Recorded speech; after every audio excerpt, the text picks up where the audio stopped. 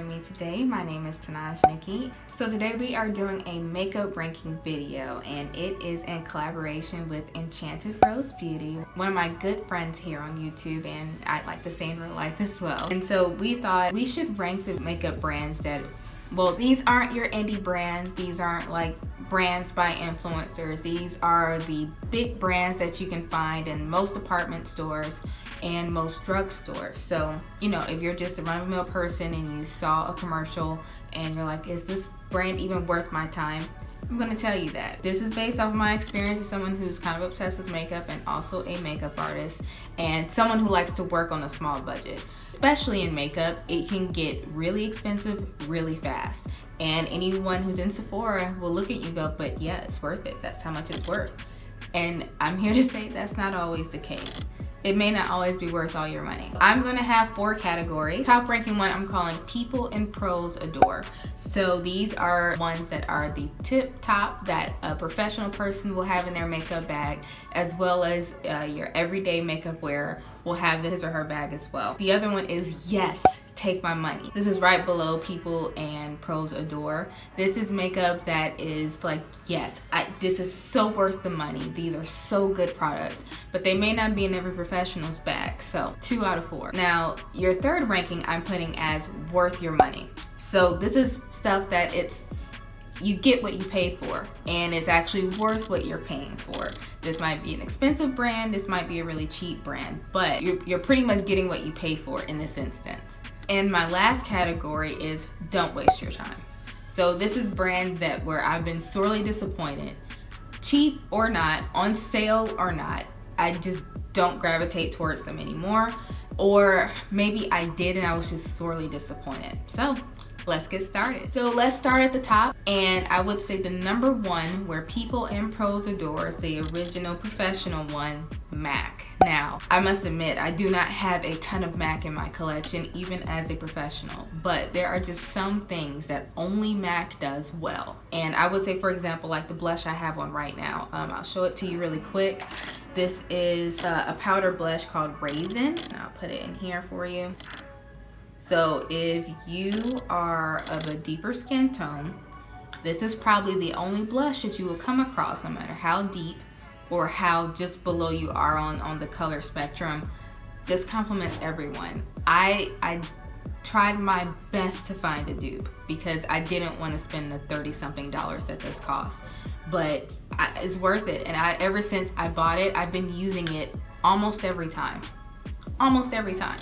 So there's just some things that MAC does that no one else can do. And also, another reason why I think they're one of the best is that their foundations and concealers are top notch. Skin-like, just a little bit of glow. I feel like everyone's kind of been chasing that formula for years now, and they're one of the originals with all the shade ranges. Even before Fenty really changed the game for everyone to bring it, MAC has always had it. So MAC is number one. Another one that's in the top tier is Nars. Now this one is near and dear to my heart because Nars was my first foundation that I actually liked.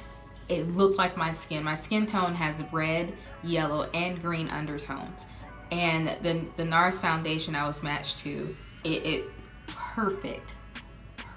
Everything in it, even though the names of stuff is a little funny to me, like Orgasm being that blush that everyone knows. Their bronzers, their lipsticks, their concealers, just everything. Is it worth your money? I always say yes. Like, come on. Is it worth spending $50+ on foundation? It depends on who you're talking to. And for me, it was the first foundation I ever used where I didn't have to second guess, where it matched my skin tone. It was straight out the bottle, that was my skin. So Nars is right up there. Now, if you're thinking, oh my gosh, Tenaj, I can't afford these brands. What can I do? Well, my one that's in my top notch, that's also in my bag, is e.l.f. e.l.f. is, I don't know how they're doing it, but they're getting better with age. They have found ways to make everything kind of work with them. The camo concealer was the one that knocked me out of the park with it. Their $3 bite size, here we go. These $3 bite size shadows, that's not what I'm wearing right now. Actually, if you want to see this, I have another video coming out with it. This is a reverse cat eye tutorial coming. But here, these little bite size shadows, I haven't found one that wasn't worth, you know, 3 times this $3 thing. And they're doing it right. They're doing it right. Of course, some things aren't, you know, 100% that I'm going to use more expensive products on, but you could do a full elf face and it'll look very professional. It's great for me, especially like when there's stuff that I can really only use once or twice on clients. I don't feel bad about it because it was a fraction of the price of it would be if I used MAC or Nars. So yeah, elf rounds out the top 3. So now we're in the second tier. Yes, take my money. One here that I think we can all pretty much agree on, even though their tactics lately have been a little, would be ABH, and that's Anastasia Beverly Hills. So this was one of the first palettes that I used where I was taken back on how blendable it was. It was the first time I ever felt comfortable using brushes and blending them out and then not, you know, fading away, because I was a painter and I was into nail art. I did not use eyeshadows that much. I used liners more than anything else, and it's because eyeshadows just didn't show up on my skin. I'm a little bit older than I look, ladies and gentlemen, so with me, I would say early 2000s, I mean, the only thing that showed up was blue and sparkly stuff. So ABH was one of the first ones that I tried where I was like, oh my gosh, this showed up on me, and I didn't have to try really hard or pack it on. Especially their pro palettes, I have I think 3 out of the 5 or 6, and I go back to those all the time, especially on clients, because I don't have to try and it's just good quality. ABH deserves to be in the second tier. So another one that I don't think a lot of people talk about, maybe on YouTube, I would say one you need to talk about is IT Cosmetics. Now, the first time I used their Bye Bye Under Eye, oh my gosh. It took away, I have my grandmother's eyes, and that also means I have these deep set lines right here, and you may not see them that much right now because I'm in full makeup, but they're there. And that was the first time I did something where there was like no prep. Like I put it underneath there and it was gone. So when I'm working on older clients and they have like deeper set crevices and wrinkles, something wrong with that. Smile and laugh, you're supposed to have wrinkles as you get older. But while you're doing a full face, you kind of want to fill it in so that any of the shadows or anything like that doesn't crease in. That Bye Bye Under Eye, it's like almost like glue, I guess. I don't know how to describe it, but it's thick and it's heavy. So that's why it's not in the number 1. Rather, in their foundation is the same thing. I just could not find my shade in store for that. So it's full coverage, full coverage, and it actually does fill in all of your pores. But I would say it's kind of, it can be a little bit intimidating for the average user. I think you would need to learn how to use that product.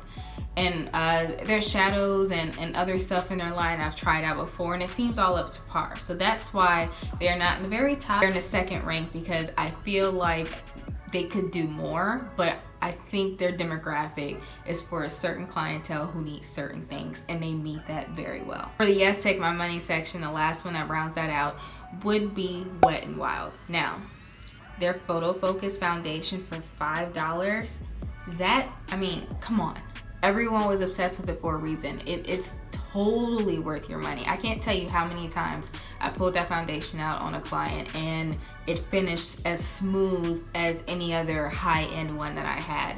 It's so worth your money. My only complaint was, for me at the time, I could not find my shade in like just the regular stores. I think I looked for a couple weeks looking for that foundation for me.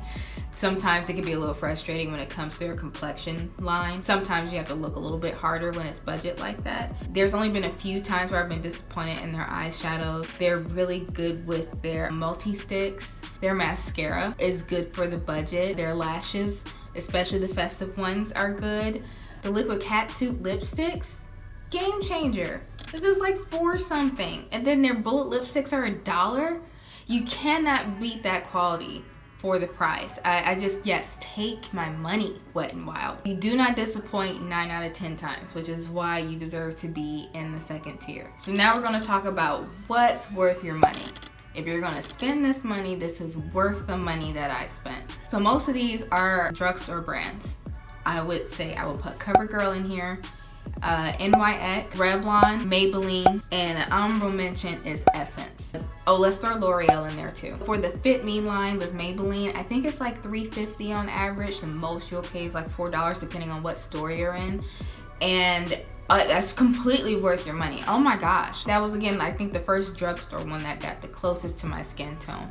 And L'Oreal was the same thing. It was one of the first ones that matched my skin tone. And my skin changes a lot, so that's why I have about 15 foundations outside of being a makeup artist. And Covergirl has stepped her game up, because I used to just roll my eyes at Covergirl. Nothing about it was worth my time 10 years ago. It just wasn't. Like, it did nothing for me on any of the things. Maybe a lipstick and mascara is the only thing I would think about getting from Covergirl. But now I've tried their complexion stuff.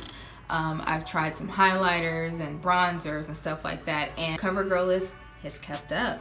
NYX is also really good for complexion products. I would say NYX is, if the only thing I would pull back on with them is their bigger eyeshadow palettes. The bigger ones tend to be lesser quality, but the smaller compact ones are pretty good. So again, these are just a lineage of drugstore ones that now they're pretty much worth your money.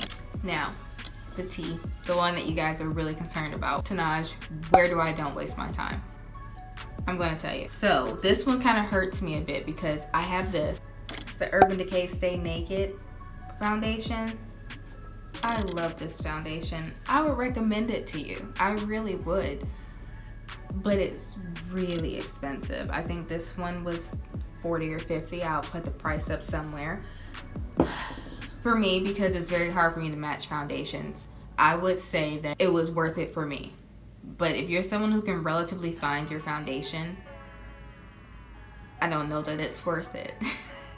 Everything from them has been mediocre lately. Ugh, I hate saying it because I like Urban Decay. I do, but I don't think it's worth your money. I think you can find similar performing items for much cheaper. Urban Decay is like that friend that hasn't quite moved on yet from about 10 years ago, if you know what I mean. Like, I hope you guys get what I'm saying. But Urban Decay is just not, I don't think it's evolving with everything. And as much as I like the sponsorship representation that they have, like I said, that Stay Naked is chef's kiss. I love that foundation so much. When I'm that color, I'm wearing that foundation. And so you're difficult to match. That might be a good one for you, but I don't think it's worth your money. Another one is Too Faced. Outside of them being problematic in general, I think that if you have any type of sensitivity, like smell sensitive allergies, their stuff is heavily scented. And even though it has good, decent quality, I know everyone loved the chocolate palette, you can find all those colors that they're producing. It all kind of looks the same. Like, everything kind of looks like it's repeating itself. And you can find similar products for cheaper as well. And like I said, that's outside of them being problematic, which is why I don't have many of their stuff now. But they're just not worth the money that they're charging. Now, Benefit, don't come at me on Benefit. I think their brow products are very good. I think for me, I can find similar performing products for much less for eyebrows. I think eyebrows is their cornerstone. I've had their bronzer and their blush as well, which they're good. I'm not saying that they're not good. I'm saying it's not worth the money. Again, you can find similar performing things for cheaper. One that is budget friendly that I don't think is worth your time, if you're a woman of color, is Almay. I think no matter where you go, they have like 5 shade ranges. Physicians Formula is similar in that way. You gotta try a little harder. You gotta try a little harder there. The lipsticks are really buttery and they're nice. That's if you're going for one specific product. That's the one product I can think of where, like, yeah, I can vouch for you. Outside of that, I mean, their shadows are okay. You will get much better quality out of e.l.f. or even Wet n Wild. Wet n Wild shadows that are pretty decent too, around the same price or even cheaper. I just don't, it's not worth your money. Alright guys, I hope you enjoyed this video. I think it was pretty cute that we get to rank some makeup here. And a lot of times people ask me, like, what should I buy? What should I get when I'm working on their face? Or they pay attention to the products that I'm using. And a lot of times I'm just giving advice on what's worth it, because Even when it comes down to like eyeliner, sometimes you only need the one that costs $2 and it does just as good as the one that's $15. Hopefully you found this a little educational based on my experience and of course a little bit of my bias. Make sure you check out Marissa's video. I'm going to link it up here and down below. I wonder if we put some of the stuff in the same place. It's going to be fun to see how she ranked these major brands as well. If you like this video, make sure you give it a big thumbs up. Also, comment down below how you would rank some of these. If you're like, oh my god, how dare you put Urban Decay in the bottom. Argue with me. Let's talk it out in the comments. Make sure you subscribe to the channel and press that notification bell so you get all of my stuff that's going to be coming out here on YouTube. And share this video if you found it helpful at all. Follow me on social media. I'm at Tenaj Nikki on Instagram, Pinterest, and TikTok. Thank you again for spending some time with me today, and I'll see you all in the next video. Bye!